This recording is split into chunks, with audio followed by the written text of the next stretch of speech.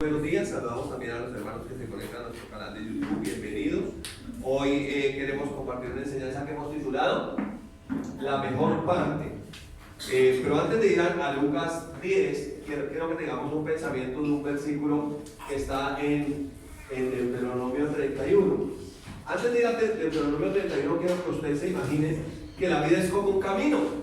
¿Sí? ¿Sí se ha ido aquí el camino? Entonces la vida es como un camino. Pero Jesús prometió que Él nunca nos dejaría solos, que Él estaría con nosotros todos los días, hasta el fin del mundo. Entonces nosotros podemos tener confianza que en ese camino de la vida, Él va con nosotros, que Él no nos deja, que Él jamás nos desampara. Ya en el antiguo pacto dice, desde el número 31:8, el Señor va delante de ti, Él estará contigo, no te dejará, ni te desamparará.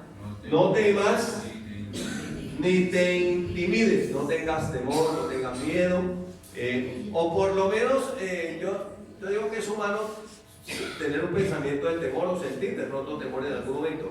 Lo que realmente la Biblia nos dice es: no seas controlado por el temor, no seas controlado por el miedo. ¿Listo? No seas controlado por el temor ni por el miedo. Estaban hablando en estos días que una de las consecuencias del COVID son las enfermedades mentales. Yo creo que las enfermedades mentales no son consecuencias del COVID, sino de todo el bombardeo de información, de miedo que el mundo ha recibido. Un bombardeo despiadado de miedo, y ahí sí no dice nada. No creo que sea como una cuestión del virus, sino del virus del COVID-19, sino del virus del miedo, que bombardearon a todo el mundo con eso. Bueno, el mundo, entonces el mundo hizo eso, pero el Señor nos sigue diciendo que no temamos, que no nos intimidemos, que no seamos controlados por el temor, por el miedo. Así que usted que está en casa, no sea controlado por el miedo, por el temor, y los que estamos aquí reunidos esta mañana también debemos ser conscientes que el temor no nos debe controlar. ¿Listo? Entonces, si ustedes recuerdan, por allá en Lucas 10 habla de dos mujeres que habían recibido a Jesús. ¿Sí recuerdas? Vamos a ir allá. Entonces habla de dos mujeres, ¿sí la está viendo aquí? Que habían recibido a Jesús. Y esas dos mujeres tenían dos actitudes diferentes. Una era como muy feliz y la otra como un poco preocupada. ¿Cierto? Eran más o menos así. Se llamaban Marta y María. ¿Sí? Y esas dos mujeres nos muestran dos actitudes que uno puede tener frente a la vida.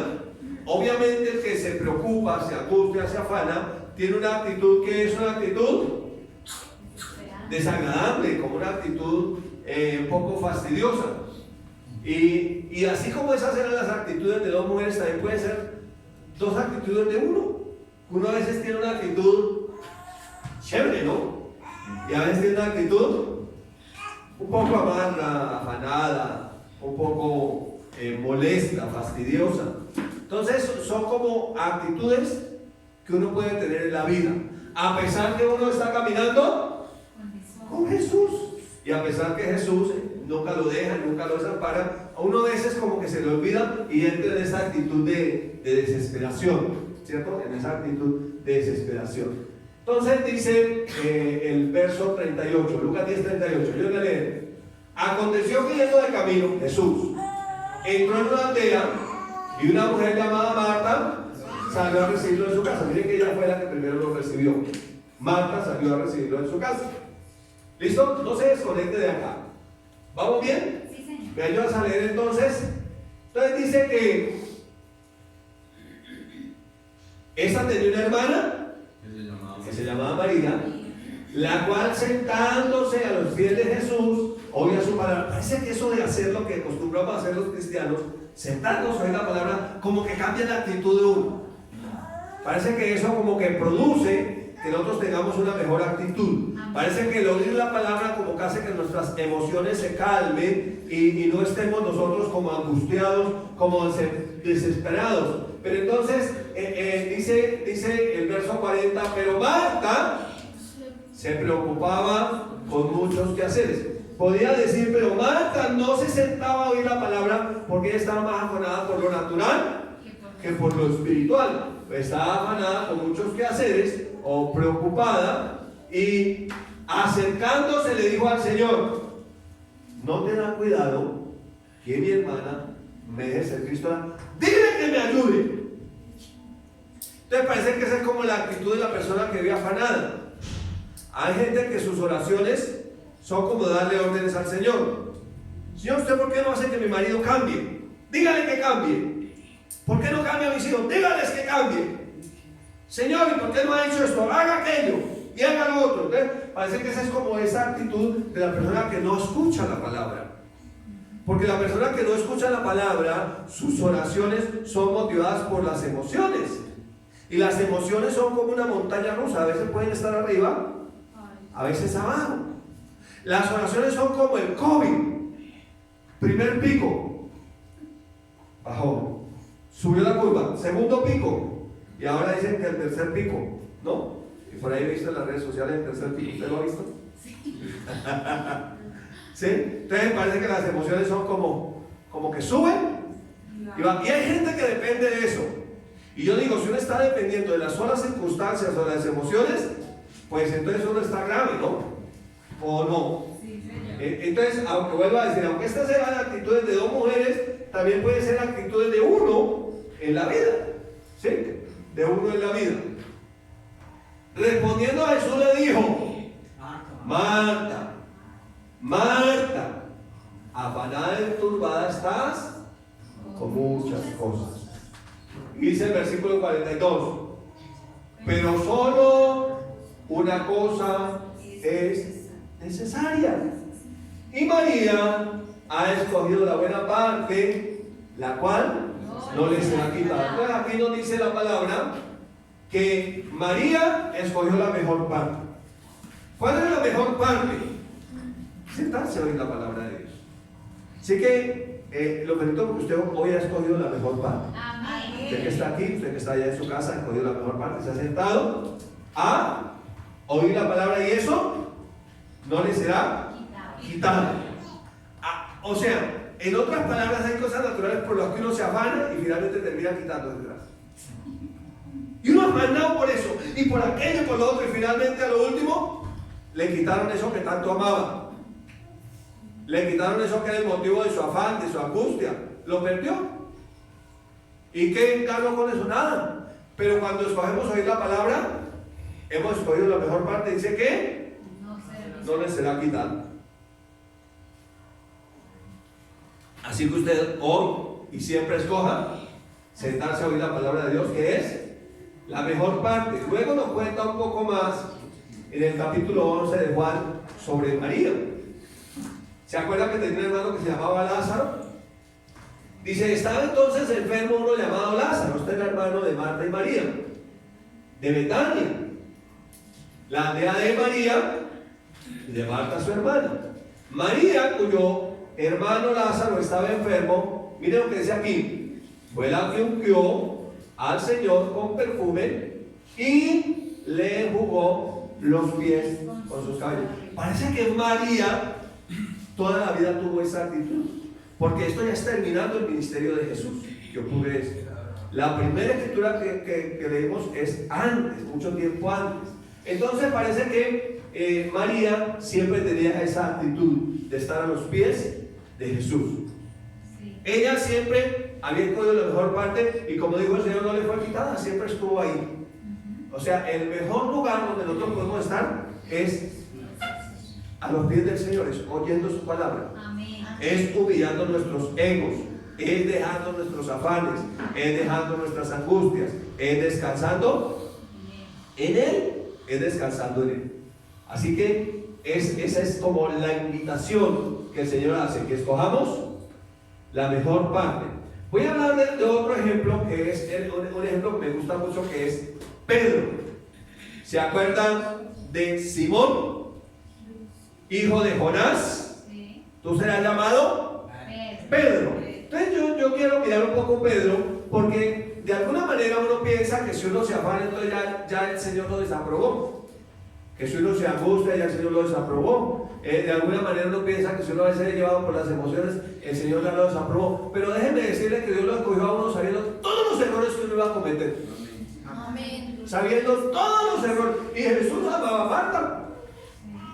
Y es más, fue y resucitó a Lázaro.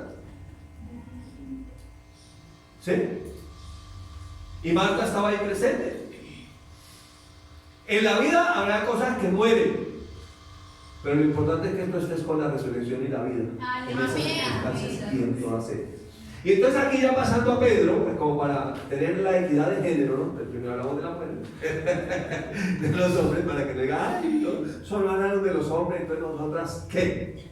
O si hablamos de la mujer, entonces ¿qué? Entonces habla el pastor, solo habla de la mujer y los hombres, ¿qué? Entonces, para que seamos equilibrados, ¿no? Entonces ya hablamos de María y Marta y todo el tema un poquito resumido, pero ahora queremos hablar de Pedro. Entonces en Mateo 4 aparece el llamamiento de Pedro. Y antes de leer el texto, quiero decirle que Pedro tenía un hermano que se llamaba Andrés y se dedicaban a la pesca y eran socios de otra parejita que eran Juan y Jacob o Santiago, ¿sí? Y ellos eran pescadores, se dedicaban a la pesca. Y esos cuatro eran como socios, eran los que trabajaban juntos en la pesca. Y entonces dice, andando Jesús junto al mar de Galilea, vio a dos hermanos, Simón llamado Pedro y Andrés su hermano, que echaban la red en el mar porque eran pescadores. Y miren, los llaman, les dijo, venid en pos de mí y os haré pescadores de hombres. Pero Pedro tenía una cantidad de efectos. Hablando solamente de Pedro, para no hablar de Juan. Si vamos a hablar de Pedro, Pedro tenía una cantidad de efectos. Ese Pedro sí que era tremendo, ¿no? Entonces cuando dice ese Pedro, todos los otros dedos están apuntando hacia este Pedro, ¿sí? Entonces ese Pedro era como impulsivo a veces. ¿Sería orgulloso Pedro? ¿Conflictivo? Pero ¿saben qué hizo la diferencia? Que Jesús lo amó y lo estimó valioso. ¿Saben por qué estamos aquí? No porque seamos perfectos. Tenemos una cantidad de efectos. Pero estamos aquí porque Él nos amó. Amén. ¿Y por qué nos estimó? Valiosos. Tú estás ahí conectado porque Dios te amó, porque Él te llamó y porque Él te estimó valioso. Y en medio de ese caminar con Jesús y en el someternos al Espíritu Santo, todos esos defectos van a ir desapareciendo poco a poco. Amén. O sea, la palabra nos va a ir lavando, nos va a ir limpiando, va a ir quitando lo que es como un poco desagradable. ¿Listo? ¿Vamos bien hasta ahí? Veamos algunos de los defectos de Pedro. Por mirar a Pedro, ¿no? Pero como dice que la palabra es como un espejo, nosotros lo estamos mirando ahí también nosotros. ¿Qué tal si nos miramos ahí con ese nombre, ¿no? Y en vez de decir Pedro, uno dice, ¿ese quién será? Entonces dice que él quería saberlo todo. Y él saberlo todo. Qué raro, ¿no? Creía saberlo todo. Y se sintió en capacidad de aconsejar a Jesús. La Biblia dice que quien aconsejará al Señor, que quién será su consejero, que Él lo sabe absolutamente todo. Y entonces en Mateo 16, Jesús comienza a decirle a sus discípulos que le era necesario morir en la cruz, que iba a ser entregado en manos de pecadores, que iba a ser crucificado, que lo iban a asesinar. Bueno, comenzó a contarles todo. Y entonces Pedro, tomándolo aparte, dice el verso 22, comenzó a reconvenirle diciendo, Señor, ten compasión de ti, Señor. En ninguna manera esto te acontezca. Parece que Pedro sabía más cómo iba a ser el plan de redención que Jesús mismo. Entonces empezó a aconsejarlo. Y el verso 23 dice, pero él volviéndose, o Jesús volviéndose, le dijo a Pedro, quítate delante de mí, Satanás. Uy, fue fuerte, ¿no? Me eres tropiezo porque no pones la mira en las cosas de Dios, sino en las cosas de los hombres. Entonces, ¿por qué afloran nuestros defectos? Porque uno está mirando solo lo natural. El arriendo, la comida, el transporte, el trabajo, el colegio, los hijos, lo natural. Y entonces al uno concentrarse tanto en eso, lo sobrenatural, entonces afloran todos sus defectos. Salen a flote todas sus debilidades. Y uno se cree más sabio que Dios mismo. Eso le pasó a Pedro. Pedro se consideró más sabio que Jesús al pensar que él podía aconsejarle cómo debía vivir la vida. ¿No será que a veces nos pasa eso? Y a veces queremos aconsejar a todo el mundo. Y a veces la mejor sabiduría es callarse. Porque aún el necio, cuando calla, es contado como sabio. O sea, a veces uno se viene, quédese calladito. Calladito se oye mejor. ¿Sí? ¿Quiere que le dé un consejo? Que usted no me está pidiendo, estoy como Pedro en esta mañana. No aconseje a quien no le está pidiendo un consejo. Mire, si la gente no sigue el consejo, yendo a pedir el consejo, mucho menos va a seguir el consejo que no ha pedido. O sea, una vez la sabiduría de una vez es actuar como quien trata de bajarle una piedra. ¿Sí? Dándole consejo al que no lo ha pedido. ¿Para qué se gasta uno en eso? Y dándole consejo al que es más sabio que uno.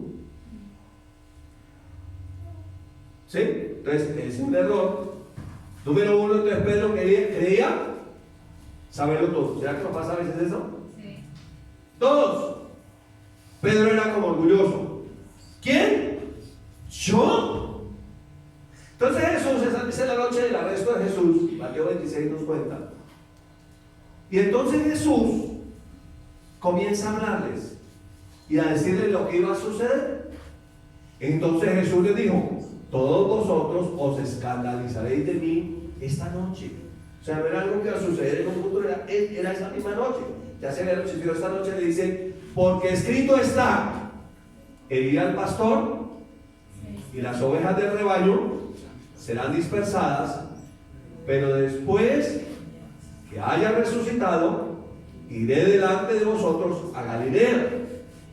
Respondiendo Pedro le dijo: aunque todos te escandalicen de ti, yo, el orgullo siempre está enfocado en mí, yo, el yo. Y el proceso de la vida cristiana nos va a llevar a, qué sé yo, puede ya no diga, ya no vivo yo, yo nunca me escandalizaré, jamás. ¿Qué tal? Yo tan espiritual, ¿sí? Es que yo, el nivel mío, no. Sí, ese estaba parecido al fariseo. Yo ayuno 3 veces a la semana y doy diezmos de todo. Yo no soy como estos pecadores, ni aún como este cobrador de impuestos. No, yo no soy así. ¿Y yo?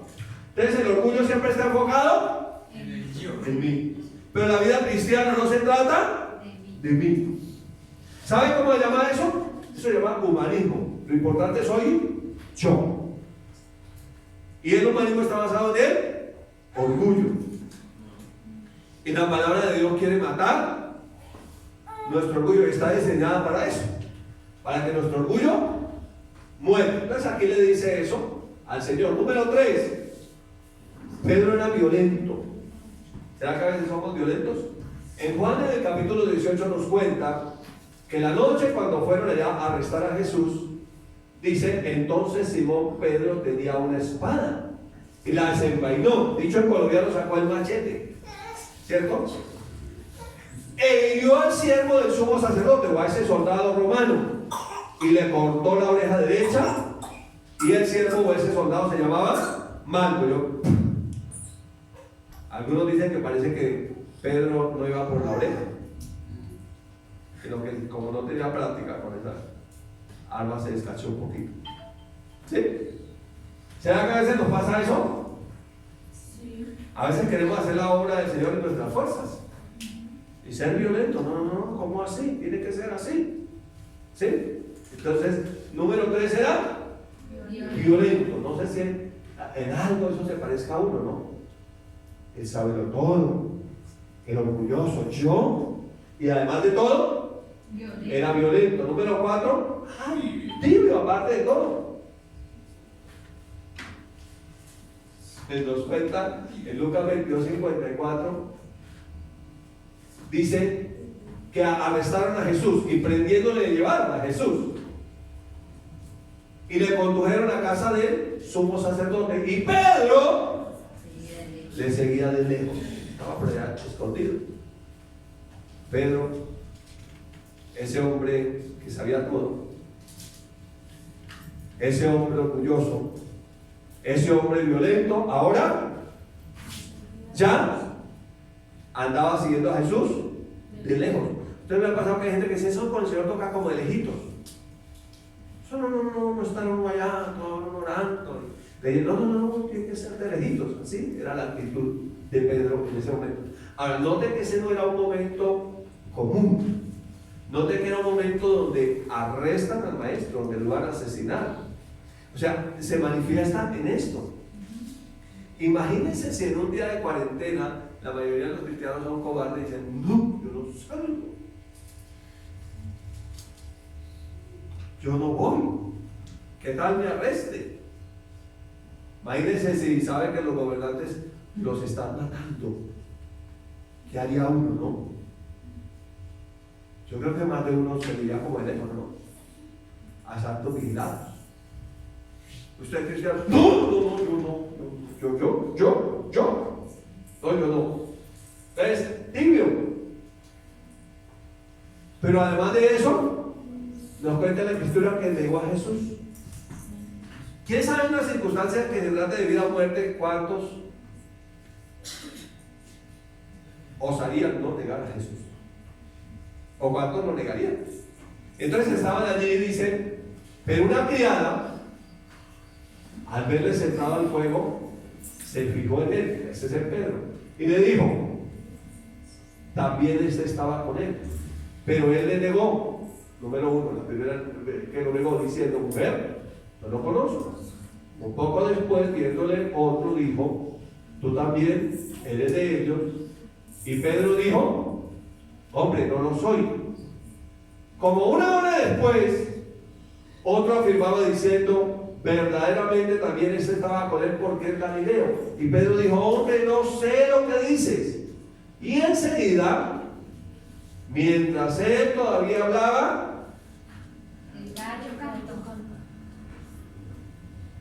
el gallo testificó. Dio un testimonio de gallo. Le dijo, mentiroso, cobarde. Sí, eso pasó. Pero mire entonces, dice, entonces vuelto el Señor miró a Pedro. Y Pedro se acordó de las palabras que el Señor le había dicho. ¿Cuáles eran las palabras? Antes que el gallo cante, me negarás 3 veces. O sea, parece que eso fue como en la madrugada, porque comenzando la noche arrestan a Jesús, y usted sabe que los gallos comienzan a cantar como eso de la 1 de la mañana, más o menos, comienzan a cantar, pero fue como a la madrugada. Y Pedro, saliendo fuera, lloró amargamente.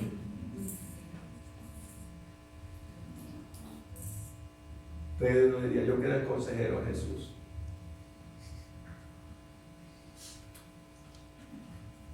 Yo me las sabía todas. ¿Dónde quedó el orgullo?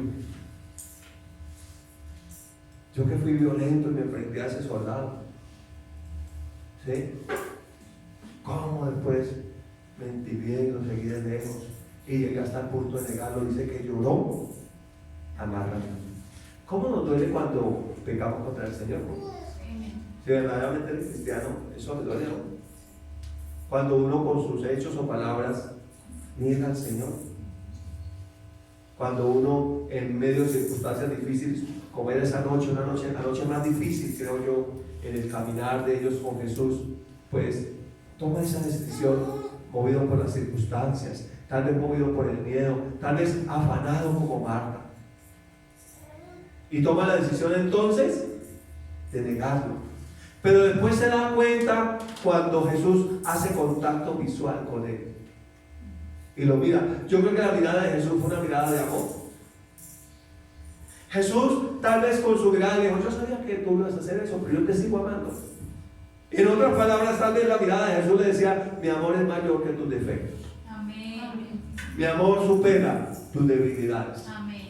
Mi amor va más allá que tus limitaciones. Amén. Entonces, es lo que cuenta allí la historia de Pedrito. Entonces Pedro poco a poco iba desentendiéndose del encargo que el Señor le había hecho a él y a su hermano Andrés, que le dijo: desde ahora serán pescadores de hombres. Y es como que se había ido olvidando de ese llamado, como que se había ido poco a poco desconectando. Usted no se da cuenta que uno nace de nuevo en Cristo, uno viene con esa pasión, con ese ímpetu. ¿A quién hay que bajarle la oreja? ¿A quién hay que aconsejar? ¿Qué hay que hacer? Yo no. Y uno viene como con ese ímpetu y con todo eso que traía Pedro. Pero cuando vienen las situaciones difíciles, entonces uno como que comienza a bajar y a bajar y a bajar. Y de pronto en algunas circunstancias uno sigue al Señor, pero ya de lejos, se tibia. Y de pronto, en medio de esas circunstancias, uno puede llegar a negar al Señor con sus actitudes, con su pecado, con su forma de ver. Pero cuando Jesús lo mira con esos ojos de amor, uno se entristece allá adentro. Uno dice: ¿cómo fue que llegué a tal punto? ¿Sí? Y uno de pronto en ese caminar como que se va desentendiendo de ese encargo del Señor, de esa importancia de caminar con el hermano con el que el Señor lo llamó, porque el Señor nunca lo llama a uno solo. ¿Se da cuenta de eso? Y entonces, ¿qué pasó? Jesús amaba a Pedro. Y Pedro, allá en Juan 21 nos cuenta que ya habiendo Jesús resucitado, Pedro, que era pescador de allá donde el Señor lo había llamado, toma la iniciativa y le dice: pues toda la cosa está como difícil, mataron al maestro, vámonos a pescar. Y ellos, como era la vida, se fueron con él a pescar. Y trabajaron toda la noche. ¿Y saben cuánto pescaron? Nada, pero ni un pez, nada. Qué difícil es caminar en contra del propósito de Dios. No prospera. Uno no puede ir en contra de Dios. Dios es Dios y uno no es Dios. Y uno puede que sea terco y orgulloso, impetuoso. Puede que uno se crea muy sabio en su propia opinión. Puede que uno diga: yo voy más allá de mis propios límites. Pero él se fue a pescar y nada. Y entonces Jesús se les aparece en la playa y les dijo: hijitos, ¿tenéis algo de comer? Y le respondieron: no. Y Jesús les dice: echen la red a la derecha y hallarán. Y ellos dicen: bueno, la vamos a echar. Y dicen que cuando echaron la red, ahí estaba Pedro, Pedro y al otro lado había la otra barca. Estaba Pedro y Andrés su hermano, perdón, era Pedro y Andrés su hermano. Y al otro lado estaban los socios en la otra barca, Juan y sus socios, Santiago. Dice que cuando echaron la red era tal la cantidad de peces que parecía que la red se iba a romper. Y entonces lo vieron los del otro lado y dijeron: vengan, nos ayudan. Y entre todos sacaron, y era tanto que la barca se llenó de peces. Dice que 153 creo que dice la cantidad de peces. Y cuando ellos llegaron a la orilla, encontraron brasas y un pez asado. El Señor les tenía desayuno. Y les tenía desayuno y desayunó con ellos. ¿Sí? Desayunó con ellos. Entonces, dice la Escritura que Jesús miró a Pedro. ¿Se acuerdan que cuando él se presenta, resultado dice: vayan, dígale a mis hermanos y a Pedro?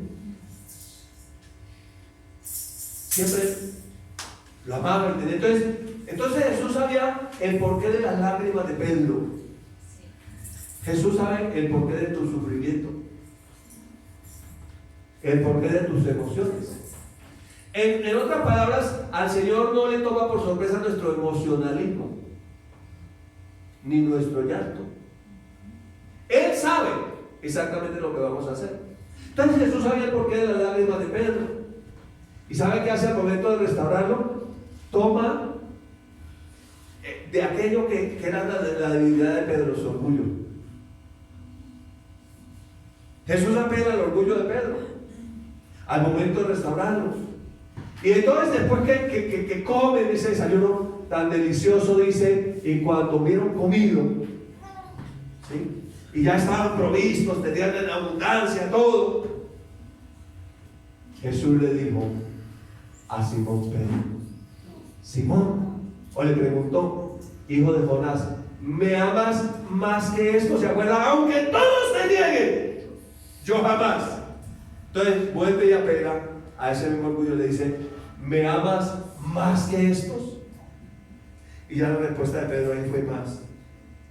Entonces Pedro le respondió: sí, Señor, tú sabes que te amo. Y Jesús le dice: apacienta mis corderos. O sea, no te olvides de mi llamado. No te olvides que eres pescador de hombres. No te olvides del propósito que yo puse en ti. Y volvió a decirle la segunda vez: Simón, hijo de Jonás, ¿me amas? Pedro le respondió: sí, Señor, tú sabes que te amo. Le dijo, o lo afirmó la segunda vez: pastorea mis ovejas. Y el verso 17 le dijo la tercera vez. ¿Cuántas veces lo había negado Pedro? 3 veces. Y la tercera vez le dijo: Simón, hijo de Jonás, ¿me amas? Pedro se entristeció de que le diera la tercera vez o le preguntara: ¿me amas? Y le respondió: Señor, tú lo sabes todo. En otras palabras, si no te amo, tú sabes. O sea, ni para qué me pongo yo a discutir contigo, Señor. O sea, en otras palabras, Señor, ya no te voy a aconsejar. Ya no voy a hacer el bravucón, ya no. Parece que como que cuando hay dificultades y uno es molido como el grano de trigo, como que uno cambia, ¿no? Como que lo que tiene que morir, muere, para que haya una nueva semilla. Y entonces le dijo: tú lo sabes todo, tú sabes que te amo. Y Jesús le dijo: apacienta mis ovejas. ¿Sabes? Aunque hayan vivido circunstancias muy difíciles, no dejen de hacer lo que el Señor les mandó a hacer. Amén. ¿Saben qué es lo que nos debe mover a hacer la obra del Señor? El amor. Amén. El amor con que Él nos amó. Porque finalmente es con ese amor que podemos amarlo a Él. En nuestra propia fuerza, en nuestra propia sabiduría, no podemos hacer nada para Él. Nada que valga la pena. Podemos pescar, trabajar toda la noche y no conseguimos nada. Pero cuando Él viene, con una sola palabra que Él diga, cambia todo. Amén. Todo es cambiado por Él. Amén. Y si usted mira, uno va al libro de los Hechos y usted encuentra algo en el capítulo 1 de Hechos. Solamente voy a ir, no tengo muchas escrituras ahí, sino que voy a tratar como de alguna manera de narrar un poco el libro de los Hechos en lo relacionado con la vida de Pedrito. Diga así, diga de Pedrito. En la vida de Martica. O diga de María. ¿Ah? ¿Sí? Como en la vida de uno ahí. Y entonces sucedió algo que en mi opinión fue un error. Pedro, como era el líder, se levantó en medio de ellos. Estoy parafraseando el texto de Hechos 1, que es larguísimo que lo alcancemos a estudiar todo, pero voy a tratar de dar una pasada allí y le queda a usted la tarea para que lea el libro de los Hechos en su casa esta semana. Aproveche la cuarentena. Lea la Biblia. Amén. Lea la Biblia. Y entonces se levanta Pedro en medio de sus hermanos, dice que eran como unos 120 los que estaban reunidos en el aposento alto. Y entonces les dice: este Judas cayó del ministerio al cual Dios lo llamó, pero nos es necesario elegir un reemplazo. Alguien que ocupe su lugar, pero tiene que tener unas condiciones. Es alguien que haya caminado con Jesús, que haya caminado en medio nuestro. Y había por ahí un tal Matías. ¿Sí? Estaba Matías y había otro. Y entonces dice que palabras más, palabras menos, echaron suertes para elegir el reemplazo de Judas. Y la suerte cayó sobre Matías, que nunca apareció más en la Biblia. En mi opinión, el sucesor de Judas fue Pablo. Pero uno en su afán, nombremos uno, por poco popular. ¿Sí? La voluntad del pueblo es la voluntad de Dios. Eso es mentira. La voluntad de Dios es en contra de la voluntad del pueblo. Sí. O la voluntad del pueblo es en contra de la voluntad de Dios. Pero a veces nosotros acuñamos frases que son totalmente contrarias a la escritura. Y entonces eligen, cayó la suerte de Matías y dije, bueno, que él se tome el lugar. Y Matías, como dice por ahí la canción, y María se fue. María se fue. Matías se fue. Desapareció Matías. No lo volvemos a encontrar en la escritura. Entonces parece que sí, como que no era. Pero note algo, todavía el Espíritu Santo no había venido sobre ellos. Para que vean la diferencia que hace la presencia del Espíritu Santo. Amén. Porque este año es el año de la plenitud del Espíritu. Y en esa plenitud del Espíritu, entonces nosotros vamos a encontrar el propósito correcto. Ya en Hechos 2, nosotros vemos que viene el Espíritu Santo sobre ellos. Y cuando hubo el estruendo y ellos empezaron a alabar al Señor en diferentes lenguas, la multitud se agolpó. Y unos estaban atónitos, otros estaban perplejos mirando. Y ¿no son todos estos galileos? ¿Por qué les oímos hablar en nuestras propias lenguas? Medos, pardos, elamitas, asiáticos, bueno, de diferentes partes del mundo, romanos, las maravillas del Señor, y estaban admirados. Pero otros se volaban y decían, ¿sabe qué? Están borrachos. Entonces Pedro, cuando se agolpó la multitud, salió y se bajó, como diríamos aquí en Colombia, un sermón, pero inspirado por el Espíritu Santo. Le dijo: varones hermanos y todos los que habitan en Jerusalén, estos no están borrachos como ustedes dicen, sino que es el cumplimiento de la profecía de Joel, que dice: en el postrer tiempo derramaré mi espíritu sobre toda carne, y vuestros hijos y vuestras hijas profetizarán, y vuestros ancianos tendrán visiones, y de cierto sobre mis siervos y sobre mis siervas derramaré mi espíritu y profetizarán. Y comienza y lo lleva por toda la escritura hablando de la resurrección de Jesús. Amén. De tal manera que en ese primer sermón se convierten en 3,000 personas. O sea, con una sola predicación, una mega iglesia de una vez, lista. 3,000 más los 120, 3,120. Y el mismo Pedro, pero transformado por el Espíritu Santo. Amén.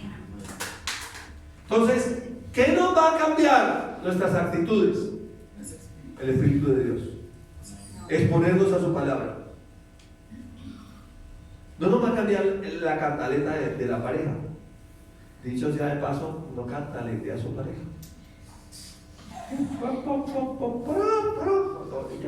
Ya, deje así. No trate de aconsejarla. Yo. Déjela. Dios, yo Ordóñez, y déjela que hable.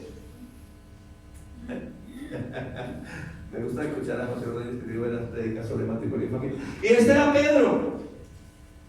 Luego en Hechos 3, usted encuentra que ellos entraban con Juan, que habían sido socios de la pesca y ahora eran socios en la buena obra del Señor. Y ahí sacaban un paralítico, cojo de nacimiento, que mendigaba y les pidió plata. Y parece que Pedro no tenía cash, no tenía platino. Y entonces Pedro, dice la palabra, le dijo: no tengo plata, ni oro, aunque sí oro. Sí oro, pero no tengo oro. Tampoco tengo plata, aunque sí oro. Pero lo que tengo te doy. ¿Qué tenía? El Espíritu Santo, Espíritu de resurrección.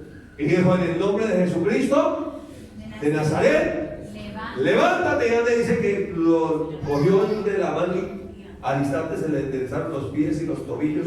Y me imagino que pues los músculos que no estaban fueron hechos. No sé, los huesos que estaban debilitados fueron fortalecidos. Y se levantó y anduvo y corría por todo el templo. Uy, qué cosa tan horrible eso. Era terrible. Eso en contra de los saduceos, que eran los que gobernaban allá. ¿Se acuerdan que no creían en la resurrección? Y esto predicando que Jesús había resucitado. Y entonces, ¿qué pasó? ¿Qué pasó? Y entonces se agolpó otra multitud. ¿Qué fue lo que pasó? No, algo pasó en el templo. Hay un loco que corre y que alaba al Señor y era el que pedía limosna. Sí, era el paralítico. No, pues sí, ese era. Toda la vida había hecho eso. Allá en la puerta de la hermosa se sentaba, lo traían todos los días a hacer su trabajo. Mendigar. Y ahora mire, corre y alaba al Señor y no se calla. Entonces se agolpó. Entonces Pedro aprovechó para gastarse otro sermón ungido por el Espíritu Santo. Ustedes mataron al santo. Predicó así, ¿no? Asesinos. Y comenzó, llegó por toda la escritura y se convirtieron como 5,000 personas, dice la escritura. Hechos 3, perdón. Hechos 3, sí, ahí dice Hechos 3. ¿Sí? Y luego usted sigue caminando por las escrituras y usted encuentra que como consecuencia de esa predicación, los saduceos, que eran los principales, los que gobernaban el templo, lo llevaron a la cárcel. Lo tuvieron en la cárcel una noche. No sabían qué hacer con él. ¿Qué hacemos? Lo tuvieron en la cárcel una noche. Luego tenían miedo de la multitud, porque ¿cuántos eran ya? 120 más 3,000 más 5,000, ya hicieron la suma aquí, 8,120. Entonces tenían miedo de la multitud, que tal que nos apedreen, y nosotros que no creemos en la resurrección. Esto están hablando de que fue Jesús el que resucitó, el que salvó a este cojo. Es Jesús el que está aquí, es Jesús el que está haciendo los milagros. Entonces los encarcelaron allá una noche, y al otro día, cuando los fueron a sacar, otra vez otro sermón para los que los iban a sacar. ¡Cállese! Les prohibimos que hablen en el nombre de Jesús. Y él les dijo: no es necesario obedecer a Dios primero que a los hombres. ¿Qué hacemos? Y entonces él seguía predicando en el nombre de Jesús. Y seguía predicando, y usted va por toda la Biblia y usted encuentra que él seguía predicando, y luego encuentra que ahí él sana a un hombre que llamaba Eneas, y luego resucita a una muerta. ¿Se acuerdan? Tabita, Dorcas, y sigue haciendo milagros, señales, prodigios, maravillas. En el capítulo 5, de tal manera dice la Biblia, que aún de las ciudades vecinas traían a los enfermos. En el capítulo 5 los sacaban en las calles y los ponían en camas y lechos, para que al pasar Pedro, a lo menos su sombra cayera sobre alguno de ellos. Y aún de las ciudades vecinas venían muchos a Jerusalén trayendo enfermos y atormentados de espíritus inmundos, y todos eran sanados. Eso es lo que hace el derramamiento del Espíritu Santo. Ahora esta es la iglesia primitiva, se llama la lluvia temprana. Algo similar, pero aún mayor, estamos a punto de recibir. Amén. Por eso es necesario que oremos,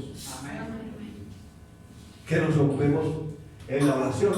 Y usted sigue mirando a través de la Escritura, y usted encuentra que Pedro siempre le predicó a los judíos, porque él tenía en su formación que Jesús había sido enviado solamente a los judíos y que la salvación era solamente para los judíos. Pero luego usted encuentra en el capítulo 10 del libro de los Hechos que él estaba ayunando, y el Espíritu Santo le habló y le mostró que el Evangelio era para todos. ¿Se acuerdan cuando dice que descendió del cielo como un lienzo que era sostenido por las 4 puntas, y que había animales de todo tipo? Y Jesús le dijo: mata y come. Pedro, mata y come. No, Señor, nunca he comido ninguna cosa común o inmunda. Y Jesús le dijo, no llames común o inmundo lo que Dios ha santificado. Y estaba en esas cuando en ese momento tocaron a la puerta. Le dijo, 2 hombres te buscan, no dudes en ir con ellos. Y le preguntaron, ¿aquí es donde vive Pedro? Sí, aquí vive Pedro. Bueno, lo necesitamos. Y entonces fue llevado a predicarle a un gentil, era un capitán romano, llamado Cornelio. Y él fue y les predicó a Cornelio, y en ese momento fue salva toda la casa de Cornelio, y todos los que le había invitado, todos esos fueron salvos, ya eran gentiles. De tal manera que Pedro volvió a Jerusalén, pero tuvo la necesidad, dice en el capítulo 12, de explicar por qué estaba metido en casa de no judíos. Y en otras palabras, él dice, le pregunta, Pedro, ¿usted por qué lo bautizó? Y Pedro dice, no, perdón, no fui yo el que lo bauticé, lo bautizó el Espíritu Santo. Y si el Espíritu Santo lo bautizó, ¿quién era yo para no bautizarlo en agua? O sea, el Espíritu Santo fue el que lo bautizó, y yo pues obedezco al Espíritu Santo. Y sigue así toda la historia. Luego ya más adelante aparece la historia de Pablo, y Pedro ya aparece más poco en la escritura. Pero nosotros encontramos que finalmente Pedro fue encarcelado la primera vez, esa noche. Luego fue encarcelado la segunda vez, y finalmente él va a Roma y es encarcelado la tercera vez. Y desde Roma escribe las cartas, primera y segunda epístola o carta de Pedro. Y cuando él escribe las cartas de Pedro, era tal la repulsión que él sentía por Roma, que él dijo que ¿sabe dónde las había escrito? Desde Babilonia.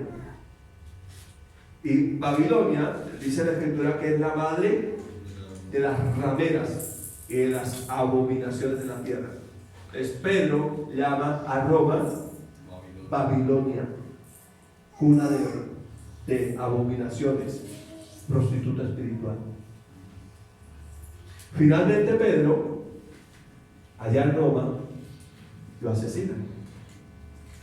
Y cuando lo iban a matar, esto ya no lo dice la Biblia, lo dice la tradición, la historia, lo iban a crucificar. ¿Usted es muy cristiano? Pues traigan la cruz y lo crucificamos. Ordenado por Nerón, eso fue año 64 después de Cristo. Entonces Nerón, que era malo, malévolo, mató a la mamá. Nerón. Eran tan terriblemente malos, que cogían a los cristianos y entonces los ponían a pelear con gladiadores. Claro, los gladiadores los despedazaban. Los cristianos no van a coger a pelear con un gladiador. En el circo romano hacían fiesta con los cristianos. Ponían los cristianos aquí y ponían los niños y las mamás allá.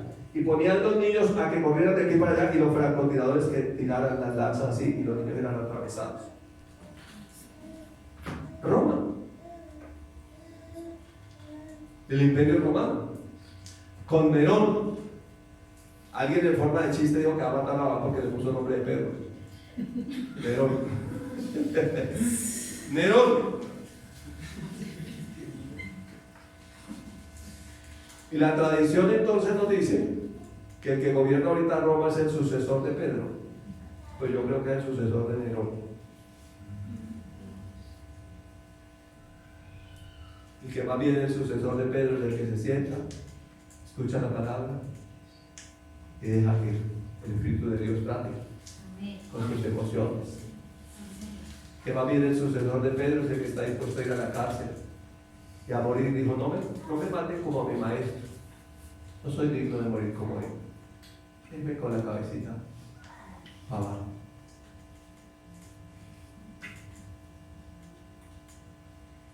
Y el mundo sigue la corriente de Roma, pero nosotros seguimos la corriente de Cristo. Amén. Nosotros somos contracorriente. Nosotros creemos lo que dice el Señor, y si fuera necesario morir por Él, pues dice que ellos fueron se emocionaron. La segunda vez que lo encarcelaron le dieron una paliza y llegaron felices. Miren cómo lo volvieron por causa del Señor. Dice que se gozaban. Haber sido dignos de azote por causa del Señor. ¿No? Y entonces ya, bueno, para ya resumir, allá en las cartas, ya anciano, las cartas muestran el carácter de Pedro, un carácter ya renovado por la palabra de Dios. Y la primera carta de Pedro, en el capítulo 5, versículos 1 a 3, dice: ruego a los ancianos que están entre vosotros, yo, anciano también con ellos. Estaba en Roma en la cárcel escribiendo esta carta. El Señor aprovechó ese tiempo para que escribiera. Y testigo de los padecimientos de Cristo. Y sí que era testigo lo que había padecido Cristo. Que soy también participante de la gloria que será revelada. ¿Qué nos rogaba? Apacentar la grey de Dios que está entre vosotros, cuidando de ella, no por fuerza, sino voluntariamente, no por ganancia deshonesta, sino con ánimo pronto, no como teniendo señorío sobre los que están a vuestro cuidado, sino siendo ejemplo de ellos. De alguna manera le estaba diciendo: si de verdad amen al Señor, cuiden la gente del Señor. Amén. Que el amor del Señor lo lleve a cuidar de otros, a llevarle la palabra a otros. Pero no lo hagan enseñoreándose de los otros. No lo hagan por ganancia deshonesta. Háganlo por amor, con ese ánimo que da el amor, voluntariamente. Y háganlo, y en todo procuren ser ejemplo, en fe, en amor, en testimonio. Sean ejemplo en su vida familiar. Amén. Sean ejemplo en todo lo que hagan. Y finalmente termina diciendo algo que es tremendo.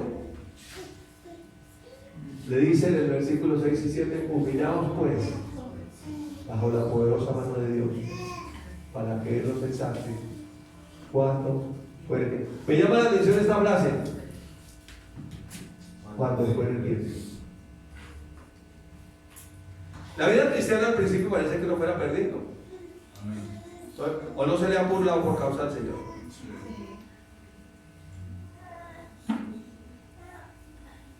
No lo han criticado por causa del Señor. No han hablado mal de usted por causa del Señor. Parece que no fuera perdido al principio. Pero al final, el Señor te va a exaltar a su debido tiempo. Amén. ¿Cómo nos humillamos bajo la poderosa mano del Señor? Lo dice el verso 7.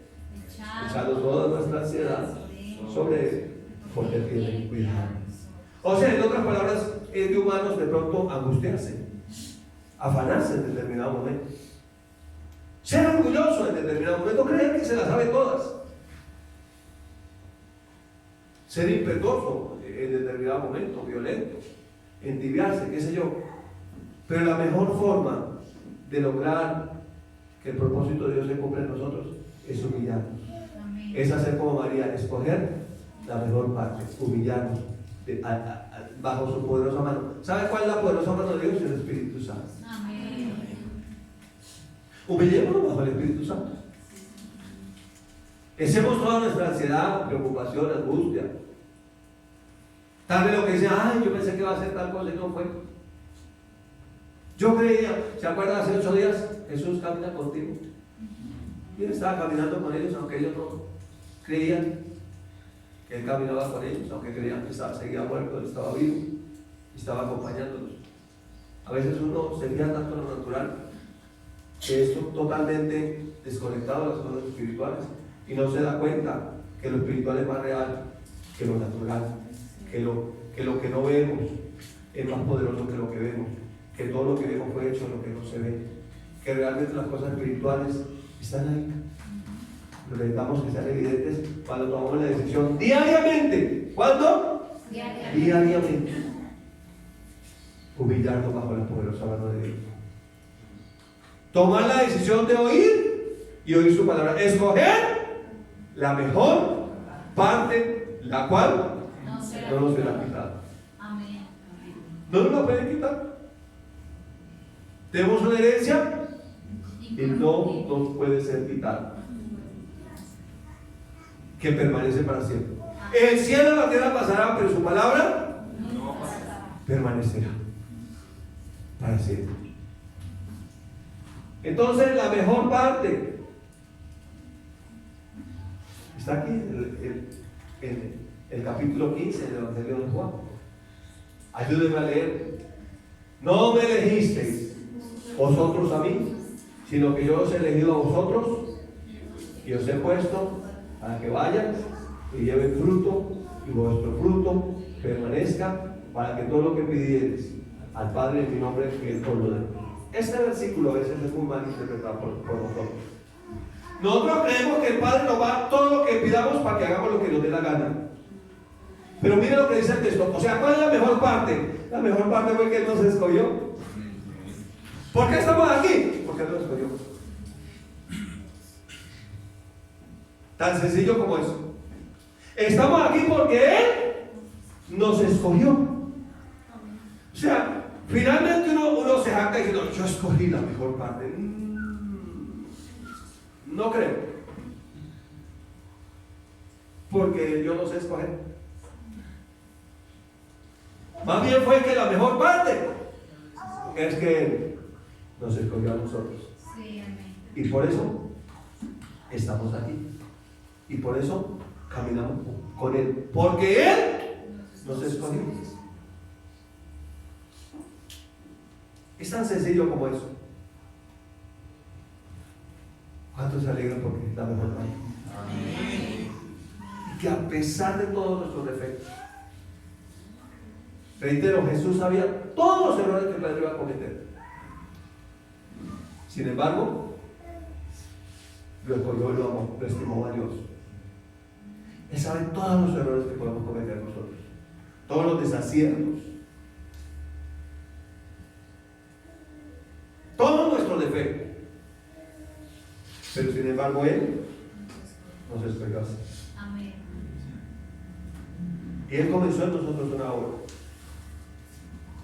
Hay que vivir el proceso humillado bajo su espíritu, su poderoso amor, para que Él nos exalte cuando sea tiempo. Entonces, yo los escogí a vosotros, dice. ¿Para qué nos escogió? Para que vayamos y llevemos fruto. ¿Cuál fruto? Fruto para la vida eterna. Que permanece. Fruto que permanece. ¿Cuál es el fruto que la vida eterna permanece? Almas. Predicar el evangelio y que almas sean ganadas, personas francas. Y entonces cuando hacemos eso, entonces se va a cumplir la tercera parte, para que todo lo que pidamos al Padre en el nombre de Jesús, el Padre nos lo dé. Pero nosotros queremos no hacer nada de lo que Él nos mandó a hacer, ocuparnos como Marta, vivir en otro tema, y que eso sí, todo lo que le pida al Padre en el nombre de Jesús, Él me lo dé. Pero esa promesa está condicionada a entender que hemos sido llamados por Él para llevar fruto que perdure para la vida eterna. Y entonces, ahí sí, que tus obras salen al enfermo. Amén. Cuando has decidido ir a hacer lo que Él mandó a hacer. El problema es que nos hemos desenfocado haciendo lo natural, pero queremos recibir todo lo que pidamos y no funciona así.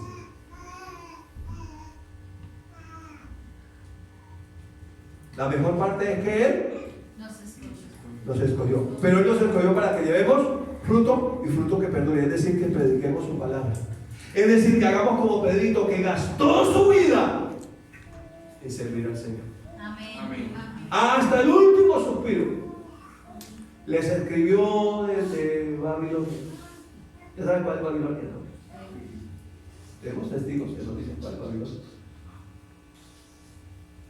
Y entonces, desde allí, como diría el soldado, desde la trinchera, Dios le escribió. Y escribió lo que quedó sellado en su corazón, las palabras de Cristo: apacienta mis ovejas, cuida mis ovejas, pastorea mis ovejas. Y fue lo que le escribió. Yo, anciano, también les escribo que cuiden. Y le digo cómo lo pueden hacer: humillándose. Sí. todos los días, bajo la poderosa mano del Señor. Y entonces van a poder hacer la obra porque fue el que nos llamó. Van a llevar fruto para la vida eterna y todo lo que pidan al Padre, en el nombre de Jesús, les será dado. Amén. ¿Reciben esta palabra esta mañana? Amén. En esta cuarentena. Amén. Ven todo el libro de los Hechos. Tarea. Diga tarea. Leer el libro de los Hechos. Todos los capítulos. Si quiere ir más allá, entonces también le hace las cartas de Pedro. Y búsquese ahí. Te bendigo esta mañana con esta palabra. A ti que estás ahí conectado, te queda de tarea en el nombre de Jesús.